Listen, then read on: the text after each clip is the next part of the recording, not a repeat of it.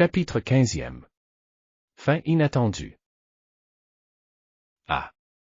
Plus tard, j'ai emmené la reine souris dans la chambre de ma grand-mère, où elle a dit à grand-mère la formule du médicament qui nous transformerait à nouveau en humains. De nombreux ingrédients ne pouvaient être achetés que par postant des publicités, tandis que d'autres provenaient de l'étranger, ce qui a coûté une grosse somme d'argent. Monsieur James était très heureux de dépenser l'argent, et dans 2 mois, le médicament était prêt. Tout d'abord, une souris sorcière devait l'essayer. Le secrétaire s'est porté volontaire pour essayer d'abord. À la belle surprise de tous, la secrétaire se transforma en femme à part entière, elle n'était plus sorcière. Elle avait les cheveux longs noirs plutôt qu'une tête chauve.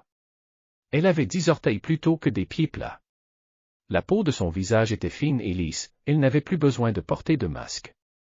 Elle avait des doigts minces avec des ongles et donc ses mains étaient belles et ne ressemblaient plus à des pattes. Elle n'avait pas besoin de porter de gants. Elle était extrêmement ravie. B. Puis Bruno et moi avons pris le médicament et sommes devenus des garçons. Après nous, la reine souris et la générale ont pris le médicament et sont devenues de belles et capables femmes. Une par une, les souris sorcières se sont toutes transformées en vraies dames sans visage pourri, tête chauve, mains semblables à des pattes et pieds plats. Elles ne pensaient plus que les enfants sentaient les excréments de chiens. Elles ne pensaient donc pas à s'en débarrasser. De plus, elles ont décidé de faire le tour du monde pour transformer les sorcières en souris d'abord, puis en vraies dames afin qu'elles ne nuisent plus à aucun enfant. Grand-mère et moi avons décidé de coopérer avec eux et nous allons faire le tour du monde. La fin.